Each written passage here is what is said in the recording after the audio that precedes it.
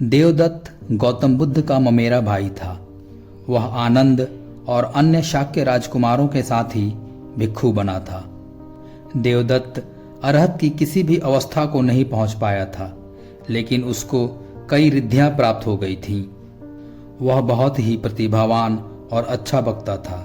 भिक्षु बनने के शुरुआती दिनों में देवदत्त ने एक आदर्श भिक्षु का जीवन जिया, लेकिन बाद में सांसारिक मान सम्मान और बुद्ध के प्रति बढ़ती ईर्ष्या ने देवदत्त को बुद्ध का सबसे बड़ा दुश्मन बना दिया।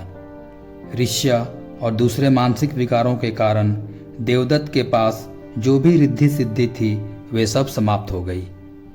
एक दिन देवदत्त ने बुद्ध से कहा कि वे अब बूढ़े हो गए हैं, इसलिए उन्हें भिक्षु संघ का प्रमुख बना दिया जाए, लेकिन बुद्ध ने ऐसा करने से मना कर दिया। बुद्ध के मना करने पर देवदत्त ने इसे अपना अपमान समझा और भिक्षु संघ में फूट डालने की साजिश रचने लगा। एक बार गौतम बुद्ध राजगृह के वेणुवन में प्रवचन कर रहे थे। प्रवचन समाप्त होने के बाद देवदत्त ने बुद्ध को भिक्षुओं के सादगीपूर्ण जीवन जीने के लिए 5 नियम बनाने का सुझाव दिया। देवदत्त के द्वारा सुझाया गया पहला नियम था, भिक्षु सदैव वन में रहें और गांव या नगर में उन्हें सोने की अनुमति न हो। दूसरा, भिक्षु भिक्षाटन करें और उपासकों के भोजन निमंत्रण को स्वीकार न करें। तीसरा, भिक्षु फटे पुराने कपड़ों से अपने चीवर सिलें और उपासकों से चीवर न लें। चौथा, भिक्षु वृक्षों के नीचे सोएं, कुटिया या भवनों में न सोएं। और पांचवा, भिक्षुओं को केवल शाकाहारी भोजन ही करना चाहिए। लेकिन बुद्ध ने देवदत्त द्वारा सुझाए गए इन 5 नियमों को अनिवार्य करने से मना कर दिया। बुद्ध द्वारा देवदत्त को धम्म सेनापति न बनाए जाने के कारण भी वह नाराज रहता था। इन सब बातों को लेकर देवदत्त ने बुद्ध की हत्या करने की योजना बनाई।